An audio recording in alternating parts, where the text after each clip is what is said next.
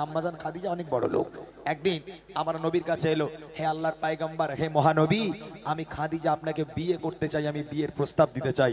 আমার নবী বলছে, ও খাদিজা, তোমার আব্বার কত সয় সম্পত্তি, কত সোনা দানার মালিক তোমরা, তুমি কোথায় আর আমি মোহাম্মদ কোথায়? আমার তো খাওয়া হয় না, পেটে পাথর বেঁধে রাখি, তুমি আমাকে কেন বিয়ে করতে চাও খাদিজা? তখন আম্মাজান খাদিজা বলেছিল, হে আল্লাহর পয়গম্বর, রতনকে রতনই চেনে, আমি জানি আপনি কি মানুষ, আপনি সাধারণ কোনো মানুষ নয়। আমি কথা দিলাম, আমি খাদিজা আপনার দিনের দাওয়াতের সঙ্গী হব, আপনি দিনের দাওয়াত দিতে যাবেন, আমি আপনার সঙ্গী হব, আপনার ভাত রান্না করে খাওয়াবো, আপনার জামা কাপড় আমি কেচে দেবো। হে আল্লাহর পয়গম্বর, আমাকে নিরাশ করবেন না, আপনি আমাকে বিয়ে করেন। দুজনের বিয়ে হলো।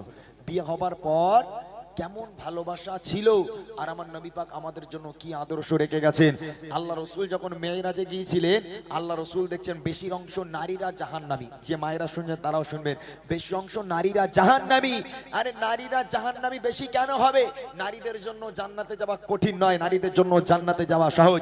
আল্লাহ রসুল বলছেন, আল মারআতু ইদা সাল্লাত খামসাহা, কোন নারী যদি নামাজ পড়ে, অসাওমাত শাহরাহা, কোন নারী যদি রোজা রাখে, আতাআত বালাহা, কোন নারী যদি স্বামীর অনুগত্য করে, হাফিজাত ফুরুজাহা, কোন নারী যদি নিজের লজ্জাস্থানকে হেফাজত করে, এই চারটে কাজ কোন নারী যদি করে, সে হলো জান্নাতি। তার মধ্যে স্বামীর খিদমত। কেমন স্বামীর খিদমত আল্লাহ রসুল আম্মাজান খাদিজার মধ্যে ছিল। কবি ছন্দের মাধ্যমে লিখছে, শুনুন।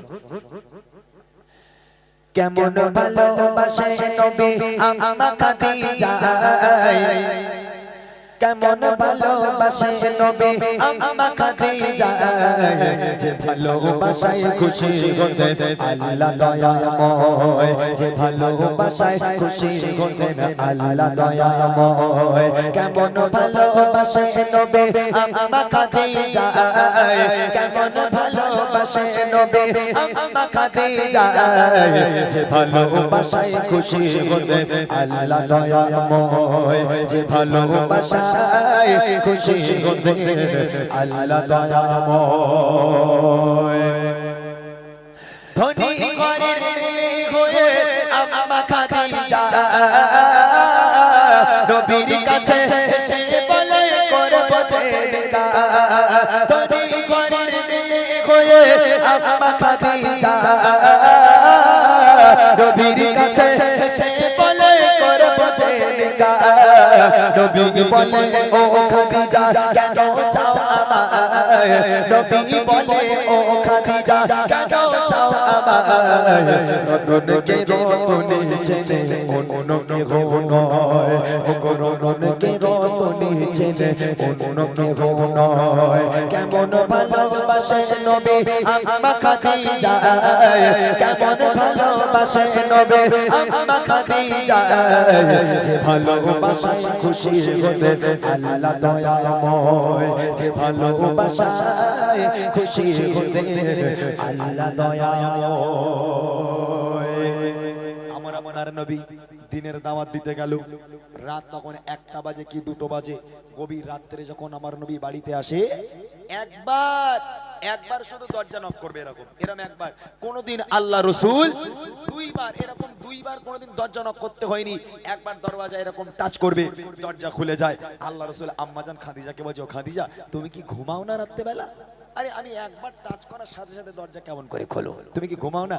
আম্মাজান খাদিজা বলেছিল, হে আমার স্বামী, আপনি যখন বাইরে থাকেন আমি খাদিজা ঘুমোতে পারি না, আমার বড় ভয় হয়, না জানি কাফেরেরা কখন আপনার উপর আক্রমণ করবে, আপনার উপর অত্যাচার করবে, আমি খাদিজা টেনশনে ঘুমোতে পারি না। আমার মায়েরা পারবে এটা? ছেলে যদি রাত 1টার সময় কাজ থেকে অফিস থেকে বাড়ি আসে, দরজা মেরে মেরে ঘুষি মেরে মেরে দরজা ফেটে গেল, বিবির আর ঘুম ভাঙে না। কিন্তু আল্লাহ রসুল একবার নক করার সাথে সাথে দরজা খুলে যায়। তাই কবি লিখছে, দিনের দাওয়াত দিতে নবী যায় গো দারে দারে, অপেক্ষাতে বসে থাকে বিবি নিজের ঘরে। দিনের দাওয়াত দিতে নবী যায় গো দারে দারে, অপেক্ষাতে বসে থাকে বিবি নিজের ঘরে। দরজা টোকা দেবার সাথে দরজা খুলে যায়, দরজা টোকা দেবার সাথে দরজা খুলে যায়। বিবি বলে আপনি ছাড়া ঘুম নাহি হয়, ও গো বিবি বলে আপনি ছাড়া ঘুম নাহি হয়। কেমন ভালোবাসে নবী আম্মা খাদিজা, কেমন ভালোবাসে নবী আম্মা খাদিজা, যে ভালোবাসায় খুশি হতে আল্লাহ দয়াময়, যে ভালোবাসায় খুশি হতে আল্লাহ দয়াময়। পরের দিন আবার রাত্রেবেলা বাড়ি এসে দরজা নক করেছে, দরজাটা খুললো। আম্মাজান খাদিজা দরজা খোলার পর আল্লাহ রসুল দেখছেন মা খাদিজা জামাটা এমন জায়গা থেকে ছিঁড়ে গেছে, ও জামা সেলাই করাও যাবে না, তাবলি মারাও যাবে না, এমন জায়গা থেকে খাদিজা জামাটা ছেঁড়া। আল্লাহ রসুল দেখে কেঁদে ফেললো, কেঁদে খাদিজাকে জড়িয়ে ধরে বলছে, ও খাদিজা আমি তোমাকে ভালো রাখতে পারলাম না, তোমার আব্বাজানের এত সয় সম্পত্তি, এত সোনাদানার মালিক তোমরা, সব সোনাদানা তুমি আব্বার কাছে থেকে নিয়ে এসে আমি নবী আমার দিনের রাস্তায় সব ব্যয় করে দিলে। ও খাদিজা আজকে তোমার জামাটা এমন জায়গা থেকে ছিঁড়ে গেছে, আমি সেলাই করেও দিতে পারবো না, আমি তোমাকে ভালো রাখতে পারিনি। আম্মাজান খাদিজা বলেছিল, হে আমার স্বামী আমি আপনার কাছে কোনোদিন কষ্ট পাইনি, আমি খাদিজা ভালো আছি, তবে আমার তিনটে আবদার আছে। কি আবদার? আমি খাদিজা যখন ইন্তেকাল হয়ে যাব, দোকান থেকে আপনি যেন আমার কাফন কিনে আনবেন না, আপনার এই জুব্বা মোবারক এই পিরান আমাকে কাফন করে পরাতে হবে। দ্বিতীয় নম্বর আবদার হলো, আমি খাদিজা যখন আমাকে কবরের মধ্যে রাখা হবে, আপনি নিজে কবরে নামবেন, কবরে নেমে কবরের চারপাশটা একটু হেঁটে হেঁটে ঘুরবেন, তাতে করে কি হবে, কবর যখন আমাকে আজাব দেবে আপনার পায়ে ছাপ থাকলে কবর আমাকে আর পিষে দিতে পারবে না। আর তিন নম্বর আবদার হলো, যতক্ষণ পর্যন্ত মুনকার নেকির ফারিস্তারা আমার কবরে এসে সওয়ালের জবাব না করবে, ততক্ষণ পর্যন্ত আপনি আমার কবর ছেড়ে যাবেন না। এই তিনটে আবদার রাখতে হবে। আল্লাহ রসুল বলছে, খাদিজা তোমার তিনটে আবদার আমি মেনে নিলাম। তারপর দেখেন, বিবি বলে ও গো স্বামী মরণের পরে কবরে শোয়াবেন আমায় জুব্বা কাফন করে, কবরের চারিপাশে ঘুরবেন হেঁটে হেঁটে, কবর জানো নাহি পারে আমায় পিষে দিতে, থাকবে বসে ফারিস্তাদের সওয়ালের সময়, থাকবে বসে ফারিস্তাদের সওয়ালের সময়, কবরের কঠিন আযাব বড়ই ভয়ের হয়, ও গো কবরের কঠিন আযাব বড়ই ভয়ের হয়। কেমন ভালোবাসে নবী আম্মা খাদিজা, কেমন ভালোবাসে নবী আম্মা খাদিজা, যে ভালোবাসায় খুশি হতে আল্লাহ দয়াময়, যে ভালোবাসায় খুশি হতে আল্লাহ দয়াময়। ইন্তেকাল হয়ে গেল, মা খাদিজা মারা গেল। কথা মোতাবিক প্রথম শর্ত জুব্বাটা কাফন করা হলো, কাফন করে জুব্বাটা পরানো হলো। দ্বিতীয় শর্ত ছিল কবরে নামতে হবে, আল্লাহ রসুল নামলো, কবরে নেমে একটু হাঁটা হলো, আল্লাহ রসুল হেঁটে আম্মাজান খাদিজাকে কবরের মধ্যে শোয়ানো হলো। কবরের মধ্যে আম্মাজান খাদিজাকে শুইয়ে, মুখটা কোন দিকে থাকে ভাই?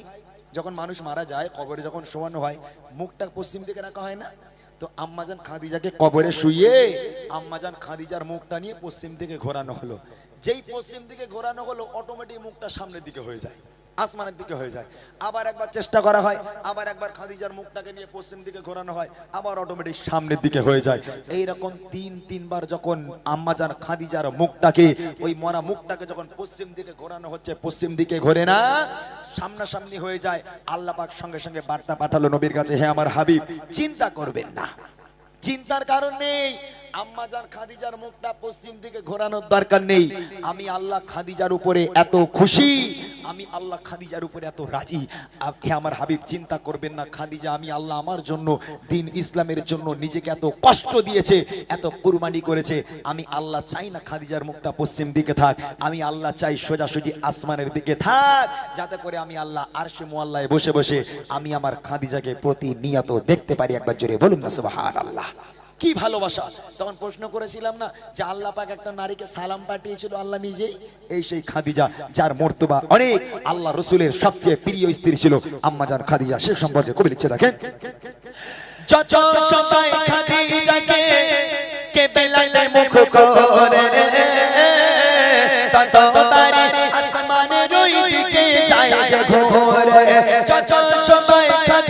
যাকে কেবলাতে মুখ করে রে ততবারে আসমানের ওই দিকে যায় যে ঘোরে আল্লাহ বলে ও গো নবী চিন্তার কিছু নাই আল্লাহ বলে ও গো নবী চিন্তার কিছু নাই খাদিজাকে দেখবো বলে আমি সর্বদা ও গো খাদিজাকে দেখবো বলে আমি সর্বদা কেমন ভালোবাসে নবী আম্মা খাদিজা কেমন ভালোবাসে নবী আম্মা খাদিজা যে ভালোবাসায় খুশি হতেন আল্লাহ দয়াময় যে ভালোবাসায় খুশি হতেন আল্লাহ দয়াময় যে ভালোবাসায় খুশি হতেন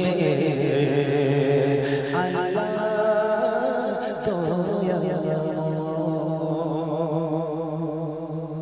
চলে যখন যাব কবরকে নিয়ে একটু বলে যাই এই যে মসজিদ এখানে আপনারা বসে আছেন হঠাৎ করে যদি কালকের ফজরের পরে মুয়াজ্জিনকে হাঁকে আমাদের দক্ষিণ সুবর্ণপুরে অমুকের বাড়ি অমুকের বাপ অমুকের মা অমুকের দাদা দাদি ইন্তেকাল হয়ে গেছে জোহর বাদ তার জানাজা দাফন হবে ইনশাআল্লাহ এখন এই মসজিদে যদি হাঁকে আপনারা তাড়াহুড়ো লাগবেন কি মারা গেল দেখ কি মারা গেল দেখ এখন ঘুরে ঘুরে যদি দেখেন আজকের গজল শুনছেন বা কালকের জলসা শুনছিল আপনার পাশে বসে বসে সেই ব্যক্তিটা মারা গেল আপনার মনে একটু খটকা লাগবে কাল ছেলেটা বেঁচে ছিল কাল মানুষটা বেঁচে ছিল আজকে মারা গেল মৃত্যুর কোনো গ্যারান্টি নেই আল্লাহ পাক কোরআন শরীফের মধ্যে বলেন কুল্লু নাফসিন যায়কাতুল মাউত প্রত্যেক প্রাণীকে মৃত্যু স্বাদ গ্রহণ করতে হবে কেউ আগে আর কেউ পরে তুমি মনে করছো তোমার দাদু বেঁচে আছে তোমার নাম্বার এখন আসবে না তোমার দাদু তারপর তোমার বাপ তারপর তুমি তা নয় তোমার দাদু বেঁচে থাকবে তুমি চলে যেতে পারো এদিকে খেয়াল রাখতে হবে সেই কবর কতটা কঠিন জায়গা ছন্দের মাধ্যমে কবি লিখছে দেখেন কবর কবর কঠিন কবর সঙ্গে গে হো রাবে না কবর কবর কঠিন কবর সঙ্গে গে হো রাবে না কবর কবর কঠিন কবর সঙ্গে গে হো রাবে না সাহাবার বিছে খাবে কুরে সাহাবার বিছে খাবে কুরে সাধের দেখো খানা কবর কবর কঠিন কবর সঙ্গে গে হো রাবে না কবর কবর কঠিন কবর সঙ্গে গে হো রাবে না মসজিদে দে এলান হবে জোহরের দে জানাজা জোহরের দে জানাজা সারা জীবন আয়েশে আরামে করেছো নামাজ কাজা করেছো নামাজ কাজা কি যে উপায় হবে তোমার কি যে উপায় হবে তওবা পড়া হলো না কবর কবর কঠিন কবর সঙ্গে গে হো রাবে না কবর কবর কঠিন কবর সঙ্গে গে হো রাবে না সাহাবার বিছে খাবে কুরে সাহাবার বিছে খাবে কুরে সাধের দেখো কবর কবর কঠিন কবর সঙ্গে গে হো রাবে না বিসমিল্লাহি ওয়া আলা মিল্লাতি রাসূলিল্লাহ কবরে শোয়ানো হলো পশ্চিম দিকে মুখ দেওয়া হলো বাঁশগুলো চাপা দেওয়া হচ্ছে তারপর চাটাই দেওয়া হয় বা কলার পাতা দেওয়া হয় এইদিকে কি দেয় জানি না তারপর এক মুঠো করে 3 মুঠো করে মাটি দিয়ে সবাই চলে গেল আচ্ছা মাটি দিয়ে সবাই চলে যাচ্ছে একটা বার কি পেছন ফিরে তাকিয়ে দেখে যে ওই কবরের মধ্যে এখন সেই মানুষটা কেমন আছে কবরস্থান থেকে সবাই বেরিয়ে গেল এখন কবরে যে আছে সে তো একা হ্যাঁ যারা কবরের ভয় লাগে না যাদের নামাজ কালাম পড়তে ইচ্ছে করে না গ্রামের কোনো ব্যক্তি যখন মারা যাবে ভাই তাদের উদ্দেশ্যে বলছি আপনি আগে আগে কবরস্থানে চলে যাবেন গিয়ে যখন ওই মৃত ব্যক্তিকে কবরে শোয়ানো হবে যখন বাঁশগুলো চাপা দেওয়া হবে দেখবেন ছোট্ট ছোট্ট ছিদ্র দেখতে পাওয়া যায় একজন সেই ব্যক্তি আপনি একবার এক চোখ দিয়ে কবরের তলায় উকি মেরে দেখবেন, রুহু পর্যন্ত কেঁপে উঠবে। তখন আর ভাল লাগবে না যে দুনিয়াদারি আর করি, কেননা ওই কবরে আপনি 5 মিনিট পর যেতে পারেন, তাই না? মুনকার নেকির ফারিস্তারা নেমে এলো, ওঠো। সারা জীবন আয়েশারাম করেছো, নামাজ পড়নি, রোজা রাখনি, বলো তো তোমার রব কে, তোমার নবী কে, তোমার ধর্ম কি? বলো। ঈমান আমাল থাকলে বলতে পারবো, ঈমান আমাল যদি না থাকে হায় আফসোস, হায় হায় হায় হায়, আমি জানি না। তোমরা সামনে আসবে না, হাই মুনকার নেকির ফারিস্তা দূরে সরে যাও, তোমাদের চেহারা থেকে ভয় হয়, খবরদার যেন সামনে আসবে না। আল্লাহ পাক আল্লাহ তাআলা বলবে, এই মুনকার নেকির তোরা চলে আয়, তোরা চলে আয়। এইবার পাঠাবে আল্লাহ পাক কানা আর কালা দুই ফেরেশতাকে পাঠাবে, ঢোক। তোরা দেখতেও পাসনি, শুনতেও পাসনি, এখন ও যেমন সারা জীবন দুনিয়াদারি করে, আমি আল্লাহ আমাকে মানিনি, নামাজ পড়িনি, রোজা রাখিনি, তোরা যেমন দেখতে পাসনি, শুনতে পাসনি, ওরে এবার লে ওর ডিজে বাজা কবরের মধ্যে, আমি আল্লাহ বসে বসে দেখি, তাই না? এত ভয়াবহ হবে সেই কঠিন কবরের আযাব। তাই কবি লিখছে, মুনকার নেকির ফারিস্তারা আসবে যখন কবরে, আসবে যখন কবরে, করবে তখন তোমায় সওয়াল, জবাব দেবে কি করে, জবাব দেবে কি করে, না পারিলে সাওয়া জবাব, না পারিলে সাওয়া জবাব কি হবে ভেবে দেখো না, কবর কবর কোচের কবর সঙ্গে গে হো রাবে না, কবর কবর কোচের কবর সঙ্গে গে হো রাবে না, সাপা বিছে খাবে কুরে, সাপা বিছে খাবে কুরে, সাধের দেহ খানা, কবর কবর কোচের কবর সঙ্গে গে হো রাবে না, কবর কবর কোচের কবর সঙ্গে গে হো রাবে না, কবর কবর কোচের কবর সঙ্গে গে হো রাবে না। ছিনিয়ে নিতে হবে মোদের নিজের অধিকার, গর্জে ওঠো জানো এবার ইমানি হুঙ্কার, ছিনিয়ে নিতে হবে মোদের নিজের অধিকার, গর্জে ওঠো জানো এবার ইমানি হুঙ্কার, ছিনিয়ে নিতে হবে মোদের নিজের অধিকার, গর্জে ওঠো জানো এবার ইমানি হুঙ্কার, বুকে শ্বাস পাগতে বল নিয়ে হবে, বুকে শ্বাস পাগতে বল নিয়ে হবে, ছিনিয়ে নিতে হবে মোদের নিজের অধিকার, গর্জে ওঠো ছাড়ো এবার ইমানি হুঙ্কার, ছিনিয়ে নিতে হবে মোদের নিজের অধিকার, গর্জে ওঠো ছাড়ো এবার ইমানি হুঙ্কার, জাগিয়ে তোলো বিপ্লবী বলছে জনতা, গুটিয়ে যাবে অপরাধী মোরা হলে একতা, জাগিয়ে তোলো বিপ্লবী বলছে জনতা, গুটিয়ে যাবে অপরাধী মোরা হলে একতা, বছর বছরে আবার তুলে ভাগো তাদের হার, বছর বছরে আবার তুলে ভাগো তাদের হার, ছিনিয়ে নিতে হবে মোদের নিজের অধিকার, গর্জে ওঠো ছাড়ো এবার ইমানি হুঙ্কার, ছিনিয়ে নিতে হবে মোদের নিজের অধিকার, গর্জে ওঠো ছাড়ো এবার ইমানি হুঙ্কার, বুকে শ্বাস পাগতে বল নিয়ে হবে, বুকে শ্বাস পাগতে বল নিয়ে হবে, ছিনিয়ে নিতে হবে মোদের নিজের অধিকার, গর্জে ওঠো ছাড়ো এবার ইমানি হুঙ্কার, ছিনিয়ে নিতে হবে মোদের নিজের অধিকার, গর্জে ওঠো ছাড়ো এবার ইমানি হুঙ্কার, তালাক তোলো ভেঙে ফেলো মাদ্রাসা মসজিদ, অবিচারের বন্যা বইয়ে দিলি চারিদিকে, তালাক তোলো ভেঙে ফেলো মাদ্রাসা মসজিদ, অবিচারের বন্যা বইয়ে দিলি চারিদিকে, মাদ্রাসা আর মসজিদ মোদের ইমানি অলঙ্কার,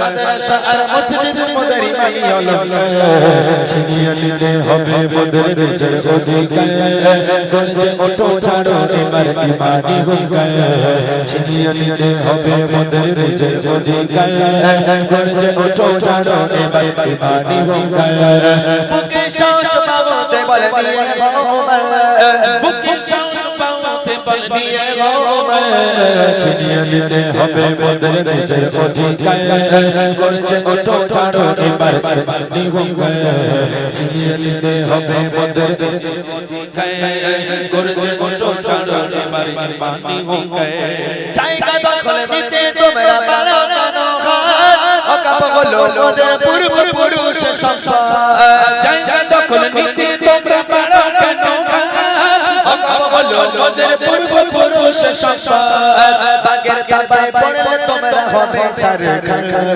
বাগের তাবায় পড়লে তোমরা হবে ছারখার ছিনিয়ে নিতে হবে মোদের নিজের অধিকার করেছে ওঠো ছাড়ো এবার বাণী হুঙ্কার ছিনিয়ে নিতে হবে মোদের নিজের অধিকার করেছে ওঠো ছাড়ো এবার বাণী হুঙ্কার বুকে সাহস পাওয়াতে বল নিয়ে হবে বুকে সাহস পাওয়াতে বল নিয়ে ছিনিয়ে নিতে হবে মোদের নিজের অধিকার করেছে ওঠো ছাড়ো এবার বাণী হুঙ্কার ছিনিয়ে নিতে হবে মোদের নিজের অধিকার করেছে ওঠো ছাড়ো এবার বাণী হুঙ্কার ছিনিয়ে নিতে হবে মোদের নিজের অধিকার করেছে ওঠো ছাড়ো এবার বাণী হুঙ্কার বলো কি গাইবো ফুরফুরা ধন্য ফুরফুরা চাচা বলেছি যখন হ্যাঁ হ্যাঁ ইনশাআল্লাহ বলেন কোন গজল শুনুন আমি শোনাচ্ছি ফুরফুরা শরীফকে নিয়ে একটা গজল আপনারা ইউটিউবে দেখবেন আমার ইউটিউবে ছাড়া আছে এমডি বিনার অফিশিয়াল ইউটিউব চ্যানেলে আমি ফুরফুরা শরীফ দাদা হুজুর পীর কেবলা রহমাতুল্লাহ আলাইহি তানাকে নিয়ে একটা গজল করেছি আপনারা দেখবেন ভালো লাগবে ছোট্ট আকারে সেই গজলটা আপনাদের সম্পর্কে পেশ করে যাচ্ছি আমার চাচা যান ফরমাইশ করেছে উনি ফুরফুরার ভক্ত এই গজলটা দিয়ে ইনশাআল্লাহ আজকে আমরা অনুষ্ঠান শেষ করব ধন্য আজ মোরা ধন্য ফুরফুরা তোমারি জন্য ধন্য আজ মোরা ধন্য ফুরফুরা তোমারি জন্য তোমার মাঝে দাদা হুজুর তোমার মাঝে দাদা হুজুর শুনেছি নিয়তি বরণ্য ধন্য আজ মোরা ধন্য ফুরফুরা তোমারি জন্য ধন্য আজ মোরা ধন্য ফুরফুরা তোমারি জন্য মুজাতে দে সবর দে আওলাদে রাসূল চাচার ছোঁয়ায় সে ফুরফুরা ফুটিলো যে ফুল মুজাতে দে সবর দে আওলাদে রাসূল চাচার ছোঁয়ায় সে ফুরফুরা ফুটিলো যে ফুল নবী নন্দায় প্রকাশ পেল নবী নন্দায় প্রকাশ পেল হয়ে গেল রূপময়লা বরণ্য ধন্য আজ মোরা ধন্য ফুরফুরা তোমারি জন্য ধন্য আজ মোরা ধন্য ফুরফুরা তোমারি জন্য তোমার মাঝে দাদা হুজুর তোমার মাঝে দাদা হুজুর শুনেছি নিয়তি বরণ্য ধন্য আজ মোরা ধন্য ফুরফুরা তোমারি জন্য ধন্য আজ মোরা ধন্য ফুরফুরা তোমারি জন্য লাখো লাখো আশিকেরা আশিকের বারে ভালোবেসে দোয়া নেবে ওলির মাজারে লাখো লাখো আশিকেরা আশিকের বারে ভালোবেসে দোয়া নেবে ওলির মাজারে কত মনে কথা তুমি কত মনে কথা তুমি নয় কত তুমি সামান্য ধন্য আজ মোরা ধন্য ফুরফুরা তোমারি জন্য ধন্য আজ মোরা ধন্য ফুরফুরা তোমারি জন্য তোমার মাঝে দাদা হুজুর তোমার মাঝে দাদা হুজুর শুনেছি নিয়তি বরণ্য আজ মোরা ধন্য ফুরফুরা তোমারই জন্য আজ মোরা